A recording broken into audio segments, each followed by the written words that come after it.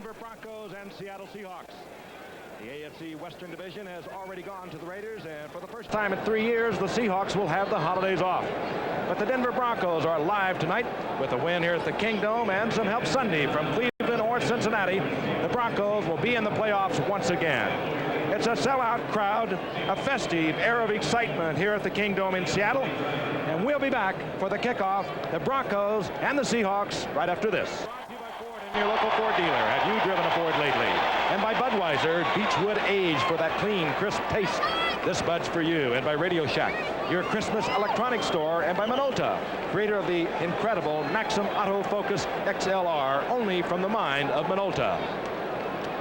We have an early starting time here on the West Coast, a 5 o'clock kickoff, so we have a late arriving crowd. Many, I suppose, not even off work yet here in the Seattle area. We look down on the field, we can see the Denver Broncos will be receiving. Seattle to kickoff, and let's get a thought from my colleagues. First, OJ, how do you feel about the Broncos? Well, I think the Broncos, obviously, they're the motivated team here today, but as we saw last week with Miami and New England, you can be a little uptight sometime knowing the season is on the line, but they had 5 turnovers in the first 5 minutes, Joe. Yeah, I agree with that, but I have to go with the motivation standpoint here. Now, we know that Chuck Knox is a great motivator, but, you know, if you have a chance of making the playoffs or going home for Christmas, I got to go with the team that can make the playoffs. You had a quick look at a dangerous speedster. Back for Denver, Vance Johnson. Norm Johnson gets things underway for the Seahawks. Puts it up high, booms it deep into the end zone, and it will stay there. Vance Johnson takes the touchback for Denver, and the offensive unit comes on, headed, of course, by John Elway. John Elway, his numbers are not dramatic. Passing a little over 53%, 21 touchdowns. He's had 23 interceptions. He's had 8 of them in the last 2 games, but he is a winner. An amazing winner. He'll get you into the football game. He'll keep you in the football game. Sometimes he'll scare you a little bit because he'll get you out of the football game before he gets you back again. He's that kind of a quarterback. But he has a great arm, and there's no question, barring unforeseen injury down the line, he has a tremendous future. The setback, Sammy Winder. Gerald Wilhite is in there. He missed last week with an injured ankle.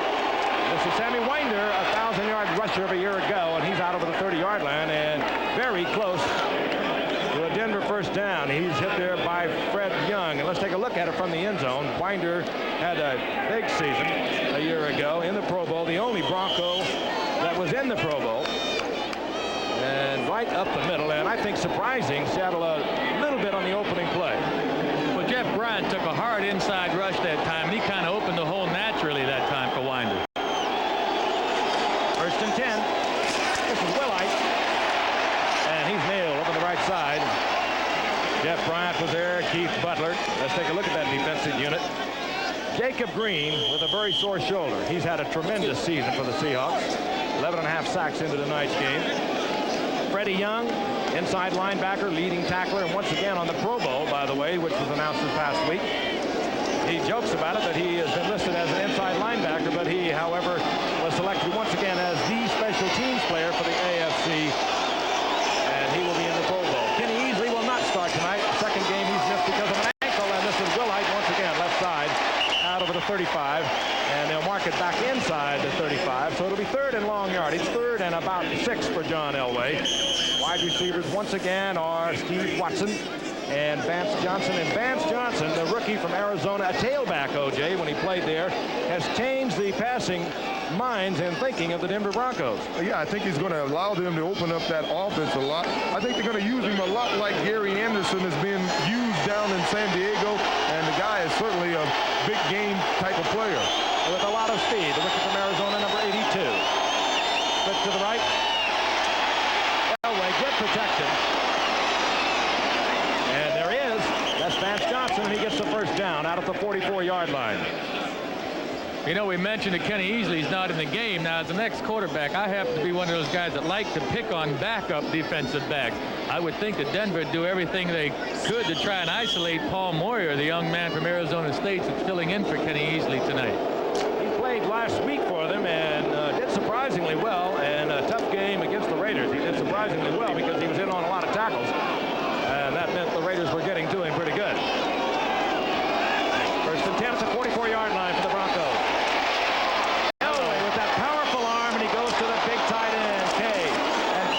Inside the 40-yard line of the Seahawks.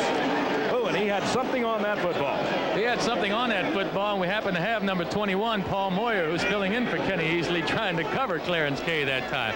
Clarence Kay is a better blocker than he is a pass receiver. He did most of his blocking at Georgia, but he's turned into a fine receiver. Here you see he runs a simple out pattern, but he's so big and strong at 6'2", 237. He just throws Paul Moyer off him. It was his 29th reception thus far this year. A year ago, and he only had 16, so they're looking for him more frequently. This is Willite over the left side, piled up right at the line of scrimmage, hit there by Keith Butler. He's the second leading tackler behind Fred Young. Jeff Bryant also in on that stop for Seattle.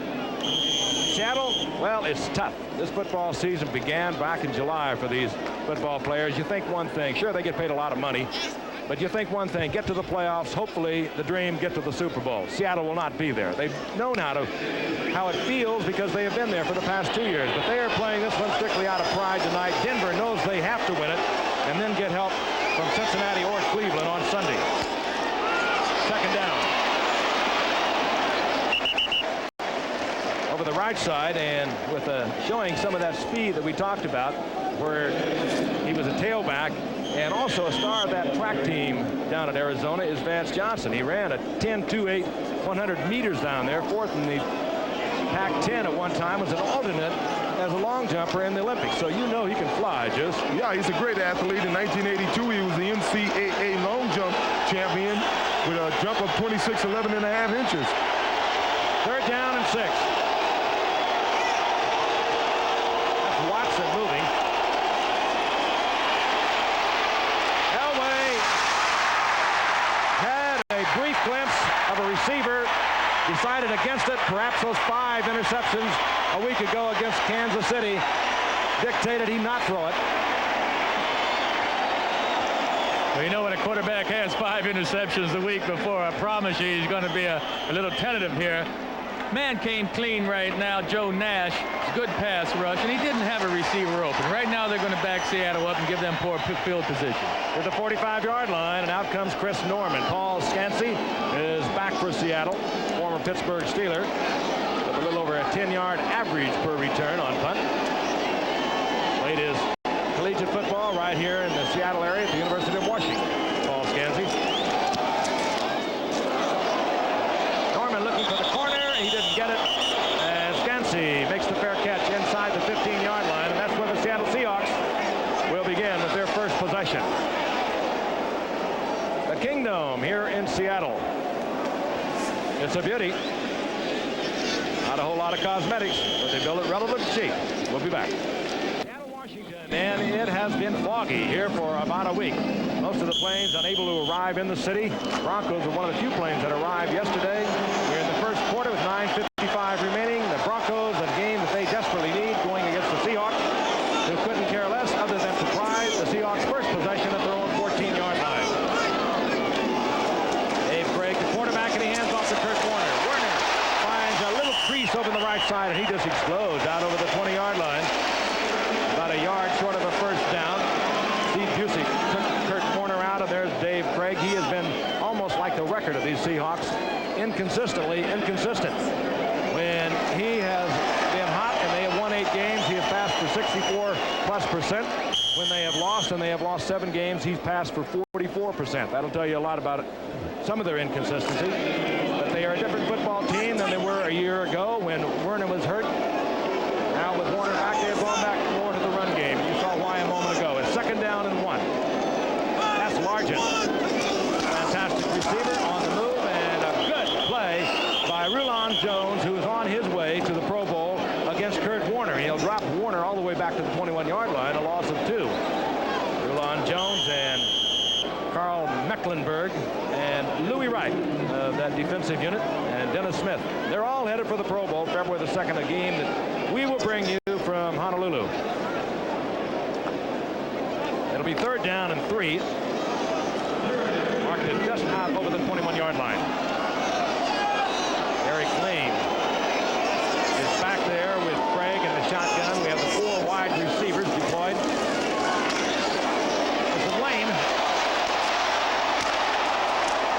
And Lane gets first down yardage. He's out near the 30-yard line, up into there by Mike Harden.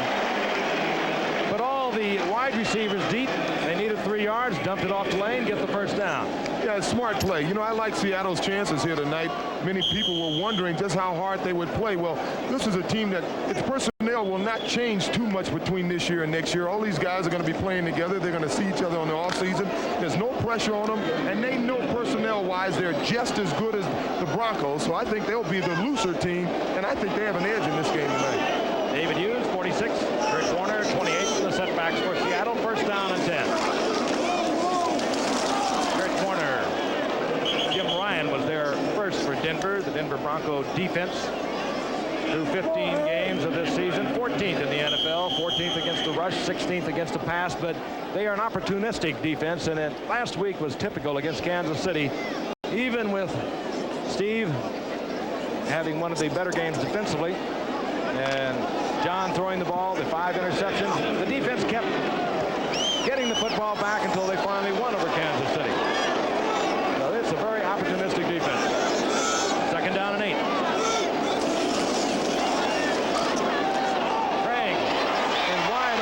Is Turner. Turner getting a lot of respect from Louis Wright, the veteran cornerback who was in single coverage with him. And you can well understand why. This young man now in his second year, 32 receptions this year, just under 20-yard average, and he has 12 touchdowns. Just an amazing 2 years for him. Well, you know, having Kurt Warner in your backfield will help a wide receiver now and then. That time, Tom Jackson, the linebacker on that side, was so concerned with Warner coming out in that area, he left a heck of a lot of room out there for Turner to get open. At the 44-yard line, first and 10, Seattle. And they're going to work on it until they get it right, and that time, Turner could not hold on, but he was wide open again, this time in front of Mike Harden. And the reason they're giving him all that room is because he has that kind of deceptive speed. He really does. He sort of glides. He's wide open here, but in 2 years, he's had 67 receptions into tonight with 22 touchdowns. So you want to give him a lot of respect. This is clearly a case of a guy trying to run with the ball before he caught it. He was concerned about where the cornerback was, trying to see him out the corner of his eye, knew he had room, probably was thinking about putting a move and running with the ball, but can't do that unless you got the ball. Largent goes up to the top of your screen. The next reception that Largent gets, he will break his own personal Seahawk record. He's into tonight with 75 receptions. Largent, that's it. 76. He not only broke his record for receptions in a single season, set an 81, he broke his single season yardage record. Into tonight with 1,222 yards, and that breaks that record. A truly remarkable young man, and hard to believe, but the Seahawks got him in their very first year by trading a 7th-round draft pick to Houston. And here he is now, over 10,000 yards, and just rolling along because he is just in his 10th year. Tell you one thing, if David Craig threw passes like that all season, this team would be in the playoffs. Did not look like the Dave Craig we watched, particularly in the first half against the 49ers earlier in the year. First and 10. Craig back again, looking for Turner, and Turner's there.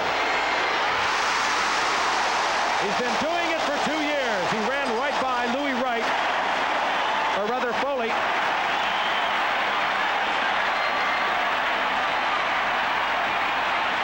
I want to know how you get a safety out there trying to cover Turner. Why isn't Louis Wright out there or Mike Harden trying to cover Turner? I tell you, Joe, they've mixed it up. They had Mike Harden one time, Steve Foley one time, Louis Wright one time, so I guess they're just trying to mix it up on him. Here's Louis. They had him with him. Well, this is Louis Wright. And they were bringing Foley over from the middle, but I'll tell you, that was beautifully thrown. 2 great passes by Craig now. He hit that out to Largent just beautifully, and it just hit Darrell Turner right on stride. Darrell Turner, 69 catches in his career, and now 23 touchdowns. It's a home run hitter. Johnson puts it through, and Seattle with nothing hanging on the outcome of this game except the happy holiday has a 7-0 lead. Touchdown pass to Darrell Turner, and the Seahawks have the lead. 6:04 remaining in the first quarter. Deep for Denver. Vance Johnson, the rookie from Arizona, number 82. He's back there with Dan Hunter, number 25.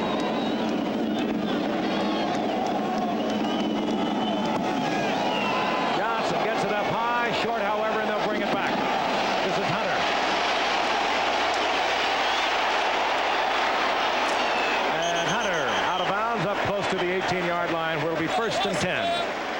Denver now trailing by 7 in a game that they know they have to win, and in a game in which they also know if they win, they are going to need help on Sunday from Cleveland or Cincinnati. Happy holidays, by the way. Yeah, it's happy holidays. Hey, you know, our buddy over here, we talk about milestones tonight with Steve Largent going over 10,000 yards. This is Frank Giffords' 300th telecast. With ABC. With ABC Monday night. Congratulations, Bud. That's right. Boy, It's been a trip, I'll tell you that. This is my 23rd. How you survived 300, buddy, I don't know. God bless you. Congratulations. not that many people have been alive for 300 Mondays. You've added a lot to it, both of you guys. First down at 10. Elway's back, and Guest gets away from the pressure, fires it up there, and it's complete. It goes out to Vance Johnson, who is already having quite a night here in the Kingdom. Last week, 6 receptions, 116 yards, the first Bronco receiver this year to go over 100 yards. And he has that kind of speed that you just have to respect. And of course, we talked about his other athletic skills, the great speed. Not all that big, about 5'11", 175 pounds, but that's plenty. The first down is out over the 40-yard line. And they needed that deep threat. You know, they had Butch Johnson doing well earlier in the season, but he slacked off a bit. Vance is in there doing a big job getting deep. That's Willite. And he bangs out over the 42 near the 43-yard line. Gain of 3. It'll be second down and 7 as the Seagulls add to the festivities. The Kingdom now beginning to fill up. We started here on the West Coast at 5 o'clock. And I'll tell you, the people in this city, they're really not only great football fans, but they're pretty good people because they've had a week of the most dense fog you could imagine, and you could grow moss on your body out here the way it's been, and they nevertheless have been happy, cordial, and we're delighted to be back among them. It's second down and 7. Winder. Good running by Winder. Winder inside Seattle territory near the 49-yard line, up into there by Jacob Green, who took Winder by coming across in the pursuit. Very close to a first down, and I think we're going to have the measurement. Our referee tonight is Chuck Heberling. Kingdom is sold out, as it always has been since they opened back in 1976 when this became an expansion franchise, and that is a first down. Well, the night that the Broncos really want to establish a running game, as you know, Elway has thrown 8 interceptions in the last 2 games. They want to take some of the pressure off him. They felt Gerald Wilhite was coming back. That would help. Gerald has a lifetime average of over 7 yards a carry against the Seahawks, but he had a bad ankle. He's missed 3 games, and he's left the field already. His ankle seems to be bothering him. Dan Reeves has been hurting all year for running backs. Elway had too much on that. Winder could have caught it, but that thing just had too much zip for him. Right now, Dan Reeves has Nathan Poole out there, who's been around for quite a while. Not in terms of years, but Nathan Poole, the running back he's had in the lineup a moment ago, has been, well, he was with Seattle earlier. He's been with Cincinnati, Toronto, and Denver even once before. And there, of course, is Chuck Knox, who has won divisions with the Rams. He won a division, of course, with Buffalo. Had the Seattle Seahawks for the past 2 years in the playoffs. No coach has done that. 3 different teams into the playoffs. Second down and 10. Watson. And Steve Watson, who has quietly put together a rather remarkable career in his 7 years, gets 5 yards short of the first down, and now they'll mark it at the 46, so it's going to be third down and 6. So far tonight, John Elway is not throwing the ball, I'm sure, the way he'd like to throw it. He's throwing the ball behind his receivers a little bit, and that's the reason right now they're in a third down and 6 situation. But he does have open receivers. It's interesting to me to note that in their first game against Seattle, John only averaged 3.9 yards per pass attempt, and his longest pass was completed for only 14 yards against the Seattle Seahawks. So they may have John Elway's number. Third down 6, Elway in trouble. They do this That's time. Jacob Green. Second sack of Elway, and just about the same area, and just when Denver gets into Seattle territory, they get the big sack. Now, this is all speed by Jacob Green. Jacob, in the second half of this season, he has really turned it on. This is his 12th sack of the season. He has had 7 forced fumbles. He's even scored 2 touchdowns. I don't know what else you want from a defensive end. Had himself a blocked field goal. Former first-round draft pick. Scansey is back. Norman to punt for Denver.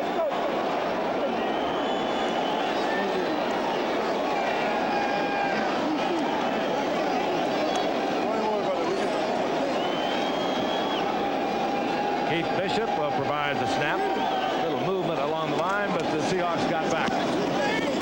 Beautiful punt by Norman.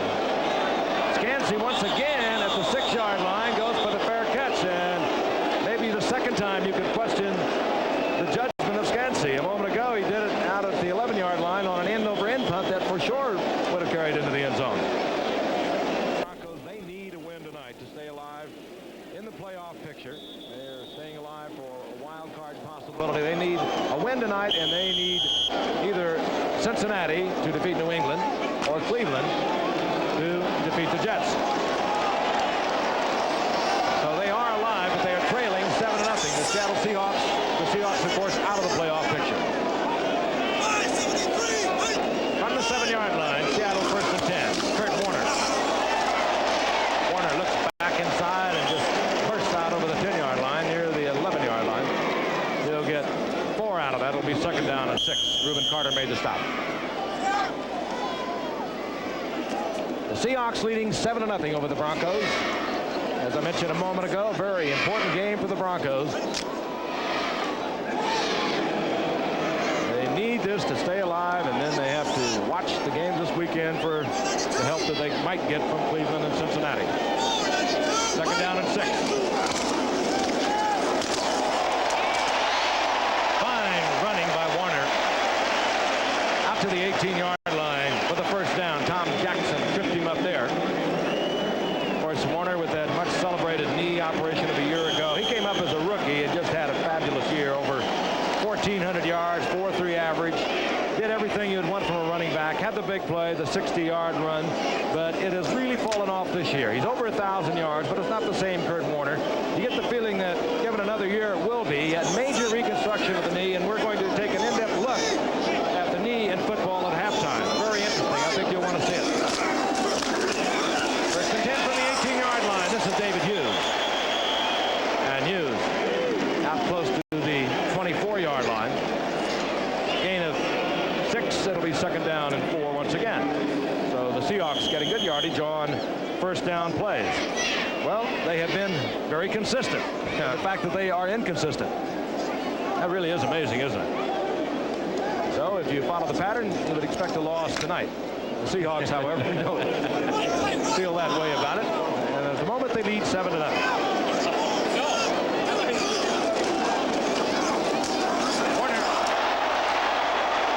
Warner over the 30-yard line. And that will be another Seattle 1st down. Tomorrow on ABC's Wide World of Sports, America's Olympic boxing medalists continue to battle in the professional ranks. Mark Breland, Tyrell Biggs, and Evander Holyfield, all undefeated, will fight live except here on the West Coast. The exciting action begins tomorrow at a special time now. That'll be 4 o'clock Eastern and Pacific, 3 o'clock Central. Breland's record 7-0, 4 KOs. Biggs, his record 6-0, 5 KOs. Holyfield's pro record 7-0 with 4 KOs, and they came out of the Olympics and they have just kept right on going. Time is running out here in the 1st quarter. And as the final seconds expire, the Seattle Seahawks hear it from the hometown crowd. They have a 7-0 lead. Will be 2nd quarter. The Denver Broncos and the Seattle Seahawks. And I know there are some very interested parties in the AFC East watching tonight, because should Denver lose tonight, the 3 contenders there, Miami and New England and the Jets, would all automatically know that they were in the playoffs. The division would still be up for grabs, but they would all qualify for the playoffs for the Denver loss tonight. 1st and 10 Seattle. They're at the 32-yard line. Dave Craig, that's Largent. And Largent to the 43-yard line. 1st down. Steve does it so well. I know Coach Scholler mentioned last week about Moore, the receiver from Miami, and Charlie Joyner. Steve Largent's one of these guys. His awareness out on the football field and knowing where the defensive players are going is so important.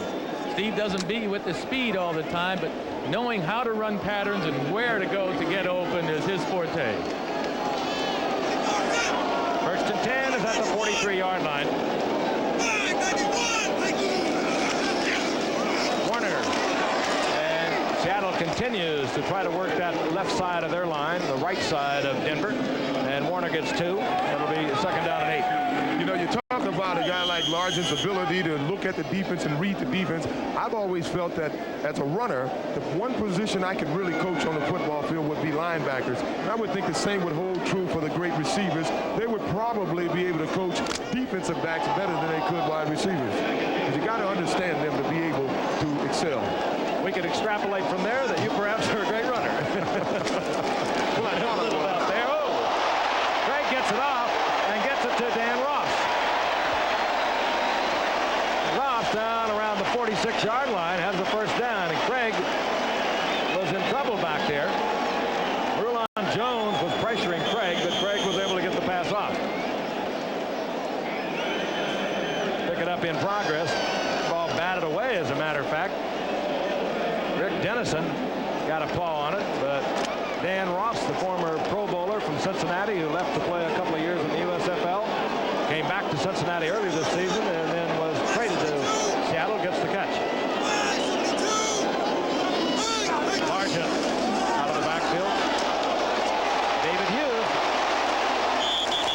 And Hughes gets inside the 40-yard line before he's drilled out of bounds by Mark Harden. Hey, this is really a beautifully played football game so far. We played 17 minutes and change. We haven't had a fumble, an interception, or a penalty even yet in this game. These two football teams are really concentrated. Hughes got 6 out of that. It'll be 2nd down and 4. Well, historically, that's the way Chuck Knox teams will beat you, not making any mistakes, playing somewhat conservative, even though today they seem to have opened it up a little bit. They have nothing to lose.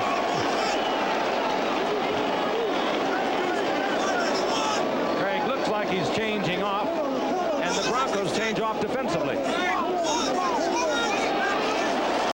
Craig got that off with 1 second left on the 32nd play.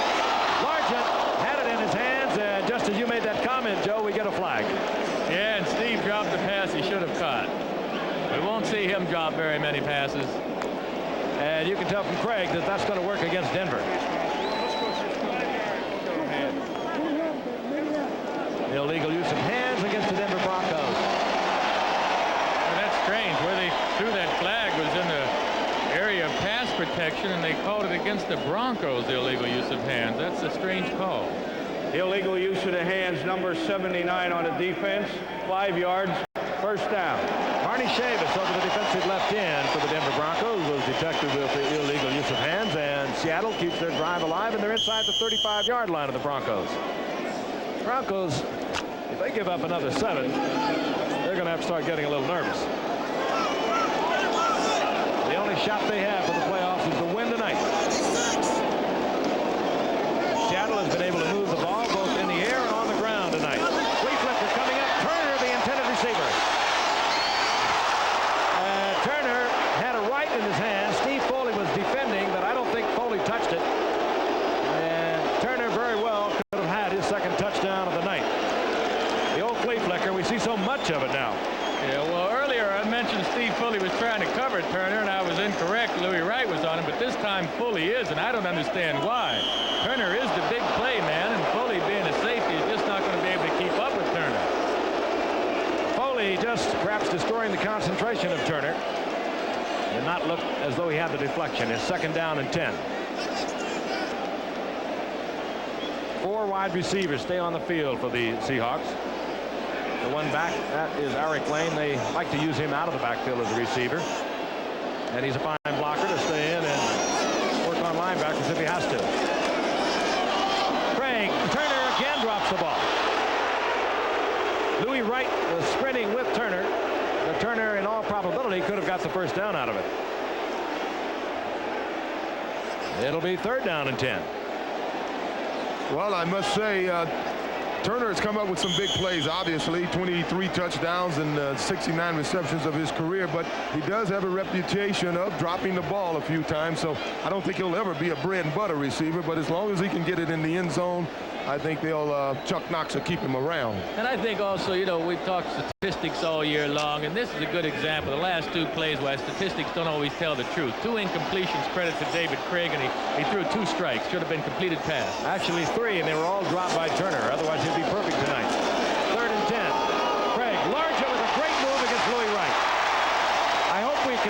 replay of that. I don't often call for that, but it is a classic move by Largent against an all-pro cornerback, Louis Wright.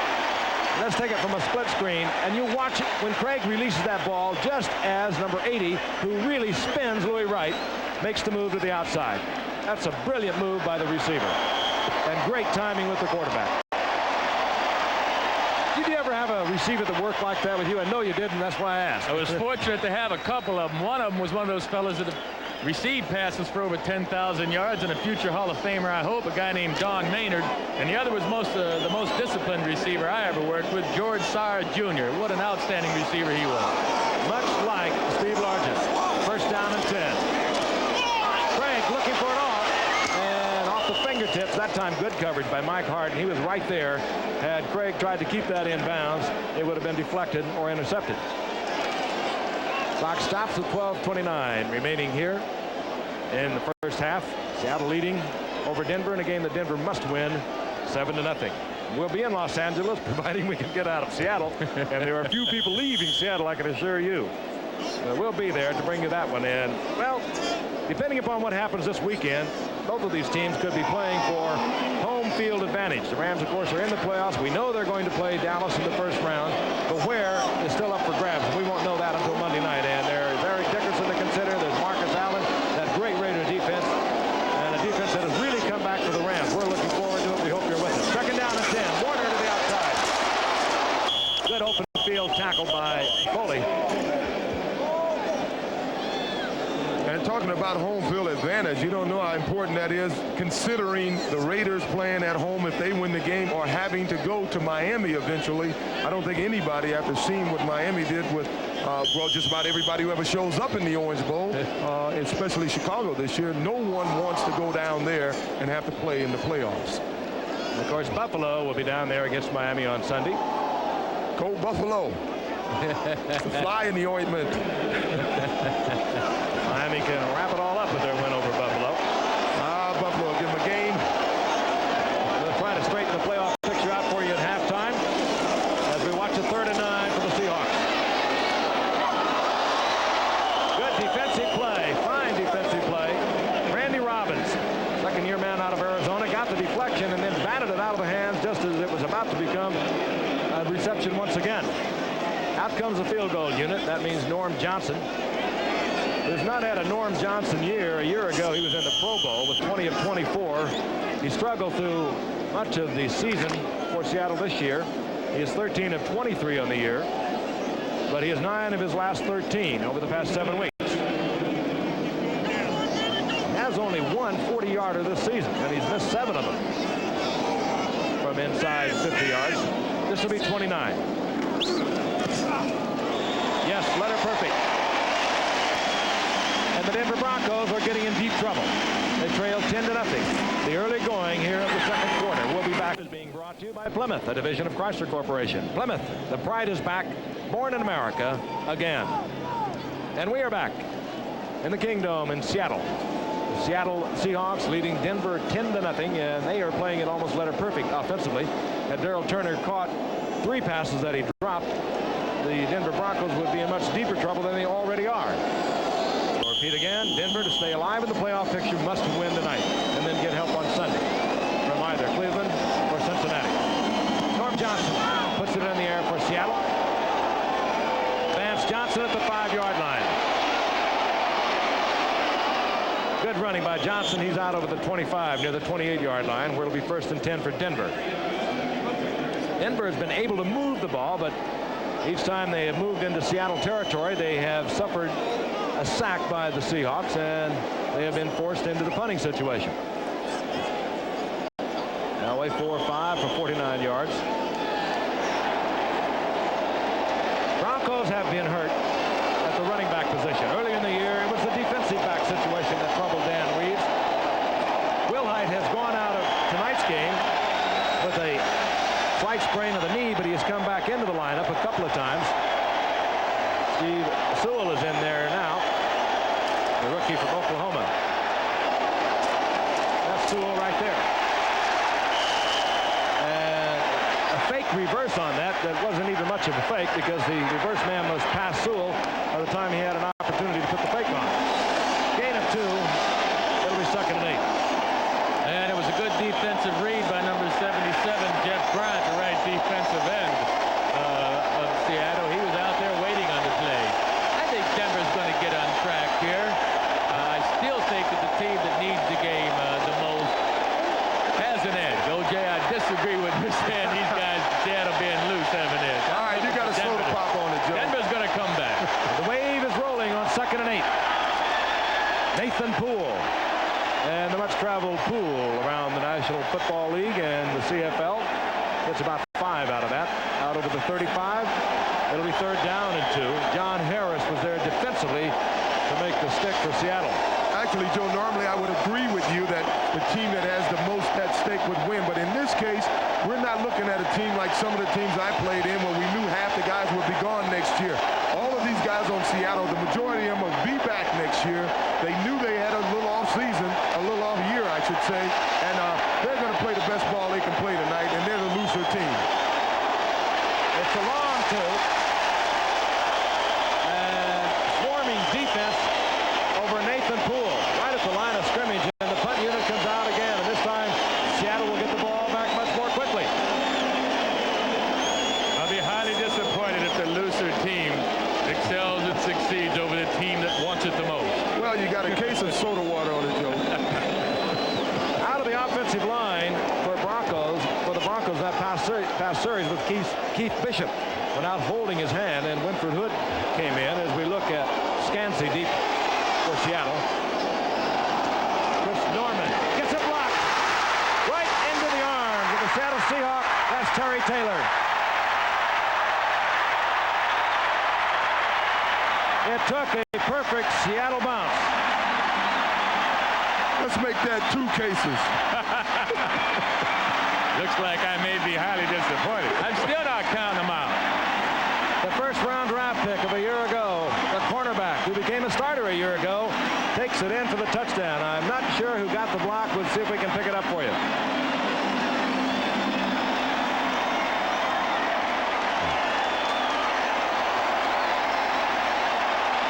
Times they have blocked either a punt or a field goal. They lead the NFL in that department. They're 2nd in takeaways only to the Chicago Bears. They've been opportunistic this season. Their problem has been they have given a lot away. Johnson splits the uprights. Let's take a look at it again. We still have not really defined who it was that blocked it. There it is, number 51. It was Merriman. We didn't want to credit him too early, but he got in there. And a 15-yard return by Terry Taylor. So now Dan Reeves and the Broncos will go to the drawing board, and they'll go there in desperation. They are down 17-0. Crowd is really in a festive mood tonight, even though the Seahawks will not be going to the playoffs. They've got their wave rolling. They got the noise, and there perhaps is no more noisy stadium in the entire National Football League than the Kingdome when the crowd really gets into it. And they have taken a 17-0 lead in a game that the Broncos must win if their playoff hopes are to remain alive. Vance Johnson is back. Number 30, Steve Sewell, is back there with him. Norm Johnson to kick off. I think whatever ammunition that Dan Reeves has in his offensive barrel, he's going to roll out now. Vance Johnson looks back inside, nothing doing on the outside, and he's upended at the 20-yard line. Reminder, ABC's college football action begins Monday night, December the 30th, with the Gator Bowl featuring the Florida State Seminoles taking on the Oklahoma State Cowboys, last year's Gator Bowl winners. And on January 1st, the Sugar Bowl kicks off with the 2nd-ranked Miami Hurricanes hoping for a national title. They square off against the Southeast Conference champion, that, of course, number 8-ranked Tennessee. Both games begin live at 8 o'clock Eastern, and they'll be seen right here on ABC Sports. The bowl picture here on ABC. 1st and 10, Denver.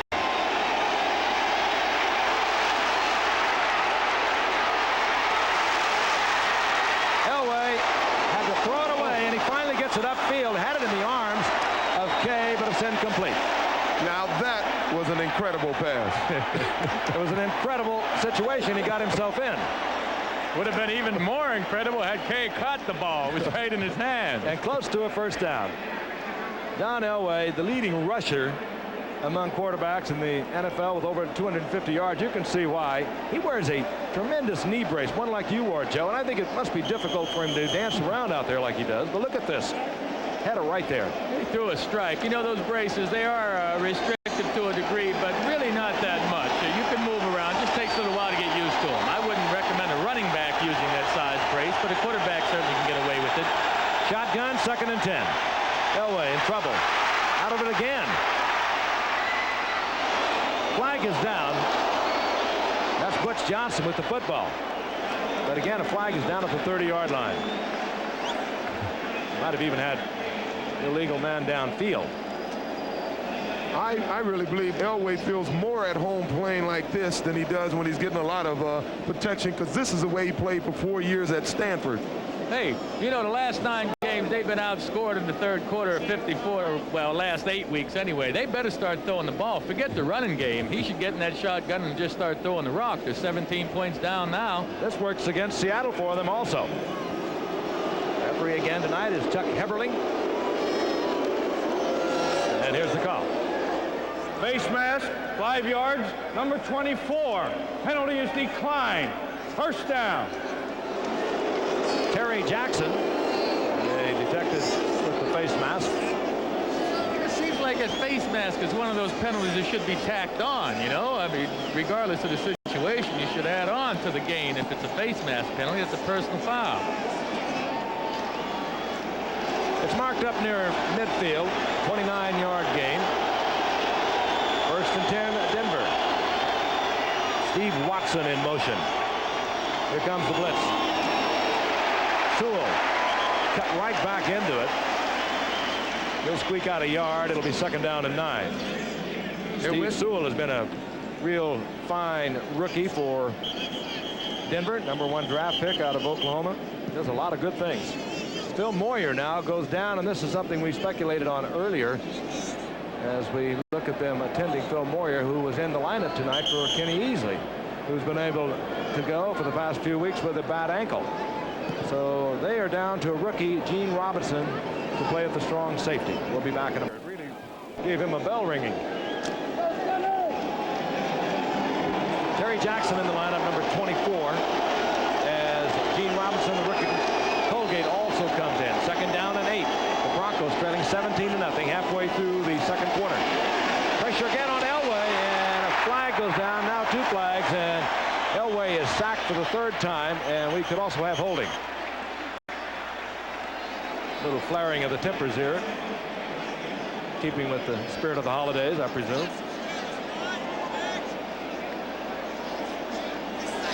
Huh? It will be holding.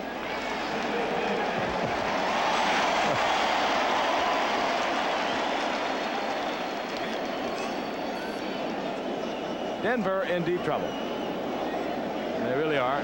They know the season is over if they lose it tonight. And Seattle has come out, and they have been in high gear from the very opening play, particularly offensively. And it could be a lot worse had Turner been able to hold on to 3 other passes. Holding, number 70. Offense, penalty is declined. It's 3rd down. Penalty declined because of the sack, and there was a loss of 7 yards on the sack. Again, this is what we've been talking about. Denver could get the help from Cleveland and get the help from Cincinnati in those games that will be played on Sunday, and they could win tonight. They would be a wild card. 3rd down and 16. Elway wants a bundle of it. Butch Johnson was down there deep, but running right with him was Dave Brown, and there was never a threat. So out comes the punting unit once again. That means Chris Norman. Talk about the playoff picture at halftime. Talk about the Jets. They're going to meet Cleveland. The Jets will be in the playoffs if they defeat Cleveland on Sunday, or if the Broncos lose tonight, or the Patriots lose. Additionally, they'll win the division title if they defeat Cleveland, and the Dolphins lose to Buffalo. So many options working for the Jets, as there are for all of those AFC Eastern teams. Norman puts it up high. Scansey from the 15-yard line.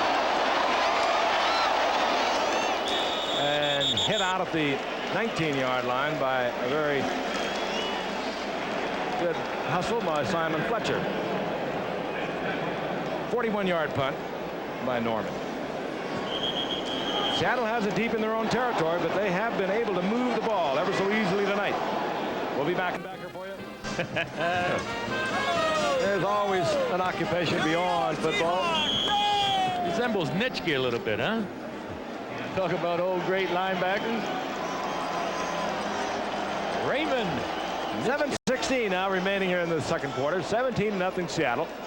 They have the ball near their own 18-yard line. And they have total command of this game thus far as Kirk Warner moves out to the 20-yard line for a couple. It'll be 2nd down and 8. He was stopped there by Rulon Jones and Reuben Carter. And we're going to pause 5 seconds and allow our stations to identify themselves. You're watching KOMO TV4. The Kingdome in Seattle. Seattle has been fogged in now for about a week. Very few planes getting in or out. We hopefully are going to be able to get out and get down to Los Angeles to bring you the Rams and the Raiders on Monday night. We'll get there some way. But it was quite a trip getting here. Seattle with a 2nd down and 8. Craig is back, looks upfield, and dumps it off to Warner. And Kirk Warner steps out of bounds near the 25-yard line. A gain of 4, and it'll be 3rd down and 4 as Louis Wright was there defensively for Denver. You know, Denver's got to change their style here. Now, we've seen Craig consistently hitting his wide receivers and backs out of the backfield. Denver's got to put pressure on Craig. I don't know. I think they're just going to have to start blitzing the linebackers more than they have been, trying to get some kind of pressure on Craig to get him to throw off stride or throw out of rhythm. Right now, throwing on rhythm and not getting any pressure, he's picking Denver apart. 3rd down and 4 from the shotgun. Dave Craig is back. In and out of the hands of Byron Walker. Craig had a little too much on that to handle. But he was under pressure, and the punting unit will come out. That's right. He had to throw that ball a split second too early, and Walker wasn't quite ready for that pass, and that's the reason. A split second we're talking about, a half a second or a 1/10 of a second, just a little bit early, and Byron Walker was not ready to receive the ball. Mecklenburg was part of that pressure. You saw him there, a Pro Bowler for Denver. And a man who can play just about every position you want defensively. He has played 7 different spots all along the line and linebacker for the Broncos this season. Finzer is on to punt. Vance Johnson is back. Now Denver should get the ball back in relatively good field position. Whoa! And Finzer has caught a thing of beauty on the 21-yard line. And fine running by Vance Johnson. He looks better every time we watch him. Johnson out over the 35 near the 37-yard line. So Denver will start in pretty good field position. Paul Moyer, we understand, the free safety that was shaken up. And the Seahawks are hurting defensively in their secondary. Has a pinched nerve in the neck. They do not know whether he'll be back tonight or not. And that's where we're trying to get. Again, the Raiders and the Rams, both of them strong defensively. And with 2 of the great backs in the history of this game, Marcus Allen with the Raiders and Eric Dickerson with the Rams. And they could, both of them, be playing for home field advantage. We'll know after the weekend. Elway wants another one. Tries it deep again, and Sampson comes down with the football. Fine catch by Sampson. He was perfectly covered by Dave Brown. The ball thrown just a little short, and so often the receiver has the edge of that battle. You know, I mentioned Don Maynard earlier in the telecast. We were talking about guys over 10,000 yards. Some receivers can adjust to an underthrow pass. Maynard was one of them. Right now, Sampson does a great job of adjusting to this pad and making a great catch. That was just a sensational catch by Clint Sampson. You see it just a little better maybe from this reverse angle, the camera across the field. No better position could you want from Dave Brown, the veteran cornerback. And it was just Clint Sampson determining he was going to get that football. 46-yard pickup. Elway had to throw that one away. And that's what got him in trouble a week ago against Kansas City, throwing it away and into a crowd when he had those 5 interceptions. And the intended receiver there was Wilhite. Keith Butler was all over Wilhite. You know, when the game first started, Denver had some success running the ball. What they were running was sort of modified draw plays, even from the high, delay plays to try to take advantage of these defensive linemen of the Seahawks running upfield. I think they should go back to that, maybe run one of those quick draws, not a slow draw, but a real quick draw. Johnson and Sampson split right by the Broncos. 2nd and 10. Elway with a lot of time, and his receiver, Mike Barber, fell down in the end zone.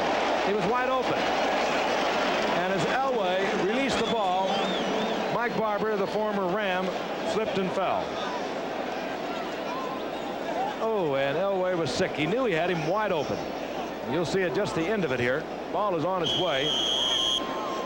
And down goes Barber, and he was so open. There's a seam about 2 yards deep in the end zone that Barber hit that time. It runs across the length of the football field, and it's about 2 inches deep, and I'm pretty sure that's what Barber hit. 5:16 remaining here in the first half. Denver trying to get on the scoreboard. They trail 17-0 in a game they must win. Again, pressure on Elway. He steps out of the pocket. Shot into the end zone, and Steve Watson comes down with it. Touchdown, Denver. And Elway can do so many things for you. I tell you, he's at his best when he is struggling, and this ball is a bullet as we look at Watson work. Few quarterbacks would have got out of that traffic. He steps inside and then steps outside and has got the good eyes looking downfield, and Watson made a great catch. And strength to get the ball there, too. If that ball had not been thrown with such velocity, it would have been intercepted or incomplete. Watson had to catch it in self-defense. Carlos for the conversion.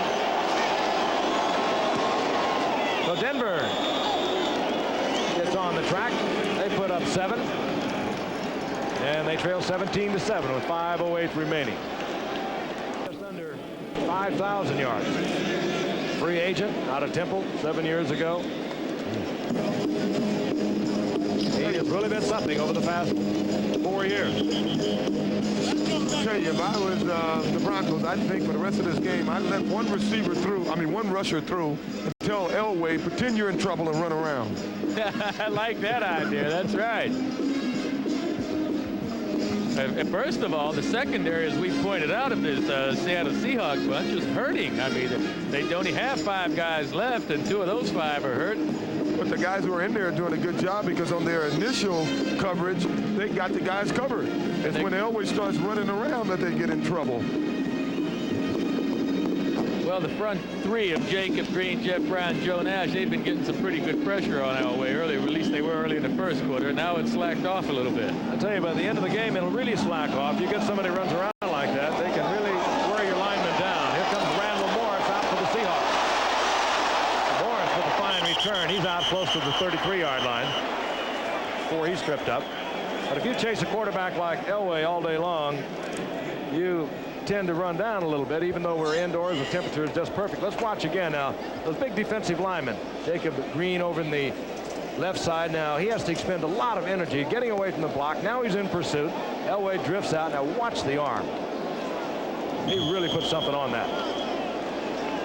That's very discouraging for a defensive lineman. Jacob Green really beat his man cleanly.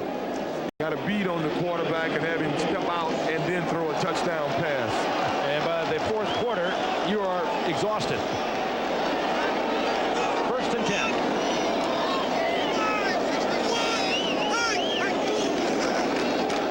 David Hughes, left side. And Hughes gets 5 out of that.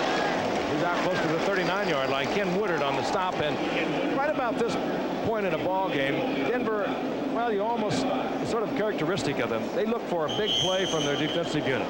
They look for that turnover, the interception, the fumble, Mecklenburg knocking the ball loose, Rulon Jones blindsiding the quarterback, Louis Wright with the interception, Steve Foley there, and they've been getting it for years. 2nd down and 5.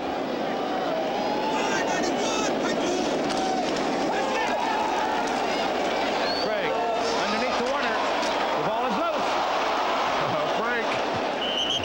And Seattle covers it. But back at the 40-yard line, Warner was up there very close to a 1st down. And that was a good read by Dave Craig. Denver switched up a little bit. They've doubled the outside receivers that time, so Craig smartly came to his under receiver, Warner, and He took a good lick that time. Yeah, and it's rare that you see a great back take a lick like that. But one of the problems the Seahawks have had from midseason on is that they feel Kurt Warner just got tired. You know, he had a bad injury in the offseason. He worked 8 hours a day to get back in shape. So at this time of the year, he's just a little run down. Normally, he wouldn't take shots like that. On 3rd and 3. And the blitz was on. And more than that, Rulon Jones was right in the face of Dave Craig. He had to just hurry that ball out to Eric Lane, incomplete. And Denver now becoming a little more solid defensively. Out comes the punting unit once again for Seattle. And back goes Vance Johnson. Denver would dearly love to hang some more points up there before they go in at halftime. It was looking a little bleak when they were down 17-0.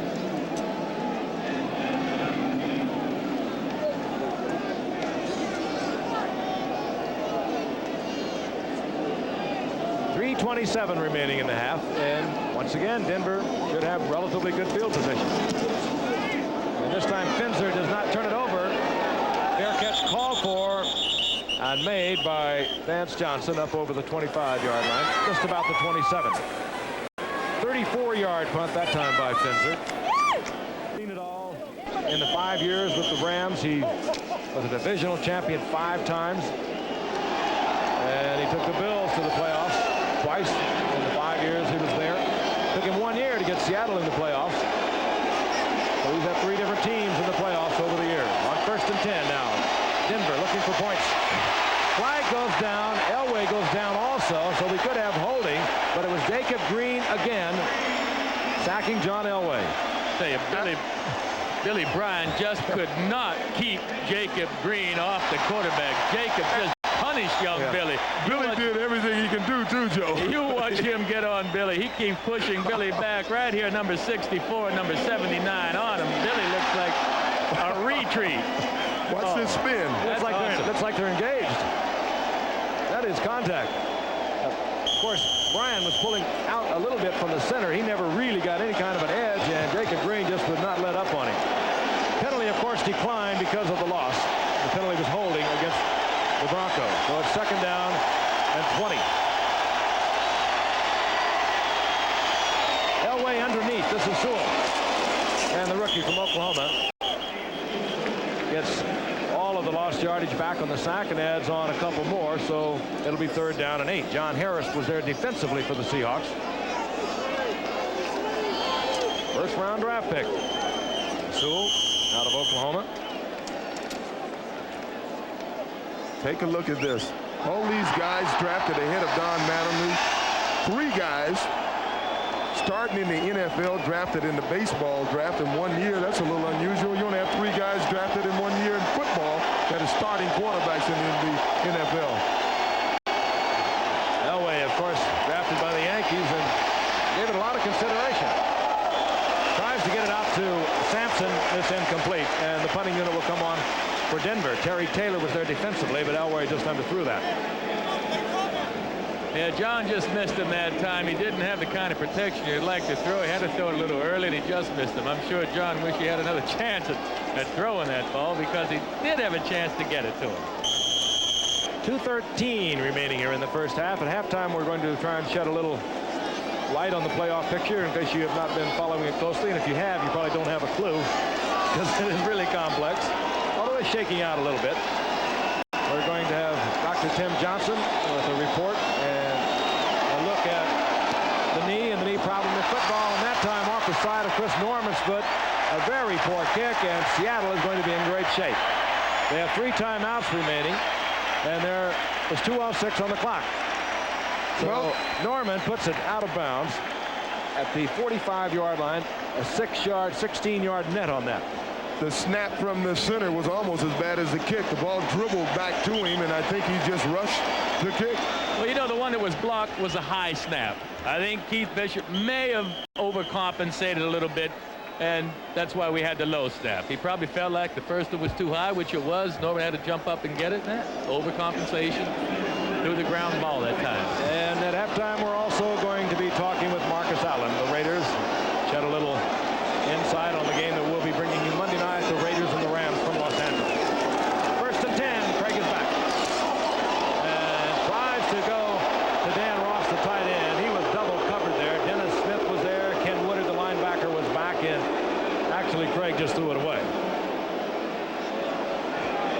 second down and 10, and there's Dan Reeves. Came up a free agent quarterback out of South Carolina many years ago, back about 65, I believe, and turned into an all-purpose running back by Tom Landry, and coached down there for nearly a decade under Tom Landry before coming to the Broncos 5 years ago. Came in '81, has been in the playoffs the last couple of years, and was the divisional champion last year at 13-3. They desperately love to get back in there again this year, and they have to win to even have any possibility. They have to win tonight. Going for Turner again. Contact made there by Dennis Smith, but there is no flag, and the crowd would love one. Almost demanding one. And Chuck Knox thought he should have had one. Sure, I think everyone wearing blue thought they should have had one, but the guys in white felt like it was a good job. Right here, we'll see it on the replay. Our reverse angle, and the ball is overthrown, and right now the receiver, Turner's slowing down. Turner's the one. Now 49, the new rules explain this year that if you're looking back at the football, you can go ahead and make contact there, and that's exactly what Dennis Smith was doing that time, looking back for the football. We'll be back at the Kingdome in just a moment. Here in the first half, 17-7, the Seahawks over the Broncos in a game the Broncos must win. And Craig will go down. Simon Fletcher, second-round draft pick out of the University of Houston, all over Craig. Craig trying again to get it deep to Turner. And again, good coverage downfield, and the sack is back to the 45-yard line. I've talked about the fog. Many of us were stuck all over different parts of the western part of the United States. Many of our cameramen and our crew drove all the way from San Francisco to get here. You just couldn't get a flight. Portland all was backed up because all the planes put down there. I wound up out in Spokane with about a 6-hour drive last night. Joe just got in a short while ago. OJ had no problem. Just came flying right in. Yeah, right into it. We couldn't land at the normal airport. We landed at the Boeing airport, which is about 15 minutes closer to town. Travel with me, fellas. I'll take care of you. I landed at Portland, and I took a 3-hour drive up this afternoon. It was a nice drive. But I'll tell you, some of our technicians really went through it yesterday and the day before to get here, and we are concerned about many of them getting back down to the LA area because it has been absolutely socked in here for about a week. You know, that defensive stand that the Denver Broncos just made may have been one of their most important defensive stands of the season. They can either get a score now or go in at halftime just 10 points down, and that is a heck of a lot better than going in from another score. I mean, that punt, that bad snap in the punt, giving the field position to Seattle as they did this last series, could have really put Denver in a hole. Spencer hits it for Seattle and hits a beauty. Wilhite is back there. Wilhite found a little bit of a gap and gets out over the 20 to the 21-yard line with 1:41 remaining here in the first half. Again, halftime, we're going to be visiting with Marcus Allen, who's had just an absolutely tremendous year, the leading rusher in the NFL with over 1,600 yards, all-purpose yardage over 2,000. Not bad. Another USC tailback. Is that my shirt you got on, man?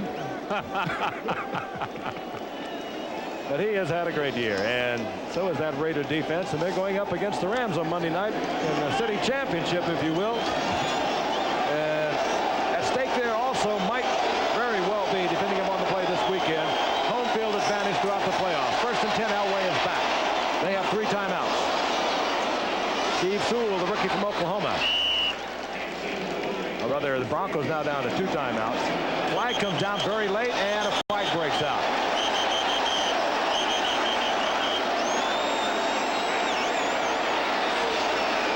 Well, right in the middle of it is Keith Bishop with a whole bunch of little Seahawks. I tell you, Terry Taylor could easily get kicked out of this game because once the officials had arrived, he continued to throw punches. And normally that's the big no-no. That's the no-no that would get you kicked out of a football game. Yeah, the second guy. Usually the first guy that starts it doesn't get caught, but the guy retaliating is the one that gets called for it. That flag came right in there. I think somebody was picked up on the very first shot. Jacob Green trying to calm Terry Taylor down now. Broncos with 2 timeouts. There's 1:28 remaining. Well, Taylor looked like Macho Camacho there. I mean, he shot about 9 quick ones in there. Pow, pow, pow, pow, pow. Yeah, but he couldn't take his man out, I understand. That's a good way to break 9 knuckles. Terry didn't take his man out either. And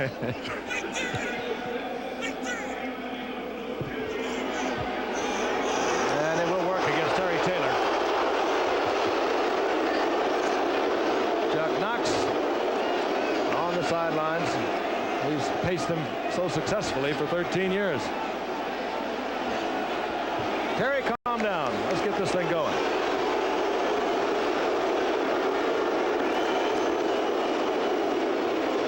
Well, if Denver could get on the board this series of downs, what a tremendous lift it would be to them emotionally coming out the second half.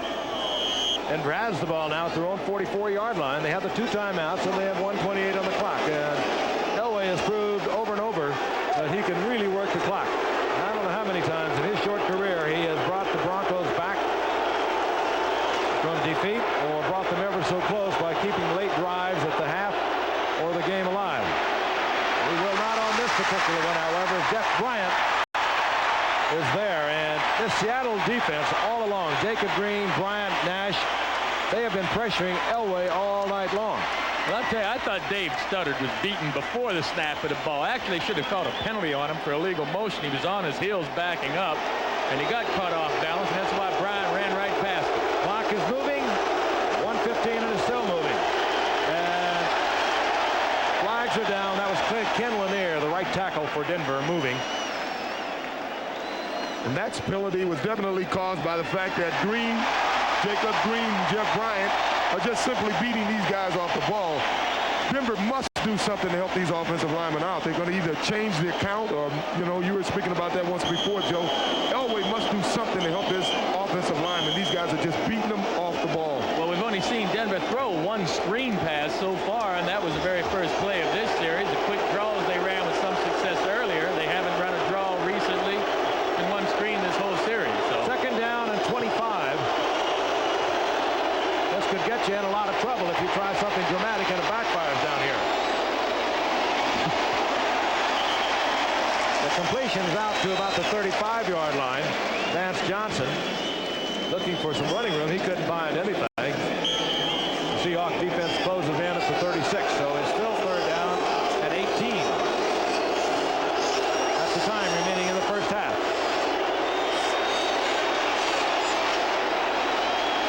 Elway gets the ball to Sampson. He bounces off a would-be tackler and gets almost into field goal range, and he could well be. And the Broncos will use one of their timeouts. Really a smart move by John Elway, stepping up into the pocket and then getting to the outside. OJ, you alluded earlier to John running around, powering these guys out. Right now he steps up, moves to the outside, finds an open receiver. Now I know Denver has a designed offense where they sprint Elway out right and left, and if he continues to get pressure from Seattle, I'm sure they'll go to it. That tackler was Terry Taylor, and Terry might have been better advised to have really laid one on Sampson, because Sampson was thinking football only, concentrating on the catch, and Terry Taylor could have just unloaded on him. He hardly even hit him, and Sampson blocked up, just bounced right off the tackle. Right there is when Taylor should have let him have it. Taylor's trying to win on points. You know, that little jab he has from earlier. The Broncos are in field goal range of Rick Carlos. Rich has hit from 48 yards out already this season, and that would be just about the distance he would have to kick for a Bronco field goal at this point. But the Broncos are down to 1 timeout. 36 seconds remaining here in the first half. Hey, OJ, I know you and Marcus are pretty tight, but I didn't know you guys swap clothes around and things like that. No, we don't swap clothes. He rips off a few of mine. Oh, I see. Figure a guy getting paid that much for Brett David to buy his own. He's out of college now. I'll be talking to Marcus very shortly, looking at the playoff picture, and Dr. Tim Johnson will talk about a joint that doesn't belong in the game of football. It's called the knee. 32-yard line. First and 10. Sewell. And the first-round draft pick out of Oklahoma to the 20-yard line. 12-yard pickup. Another Denver first down. They, of course, have the play already called. They could try and get it into the end zone, but Elway will be very careful with it. They're well within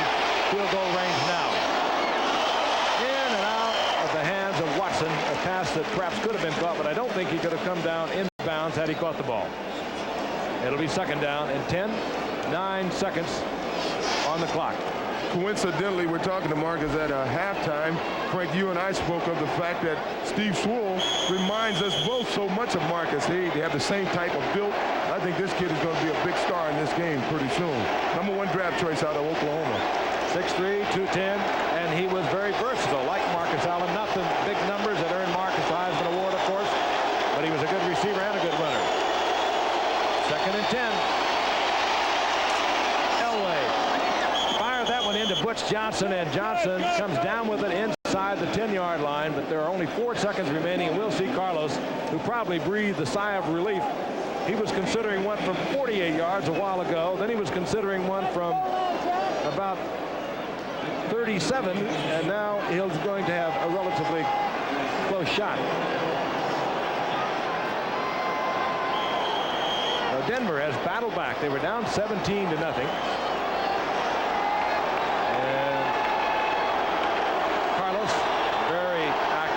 Close. 21 and 35 for the season. The holder, the quarterback, Gary Kubiak. Wow, and he just did get it off. Terry Taylor was very close to blocking that one. 25-yard field goal by Rich Carlos. And the Broncos have gone to within 7 points in a game they must have. We'll be back in a moment after this conversion, and they desperately need this game tonight. Here comes Randall Morris.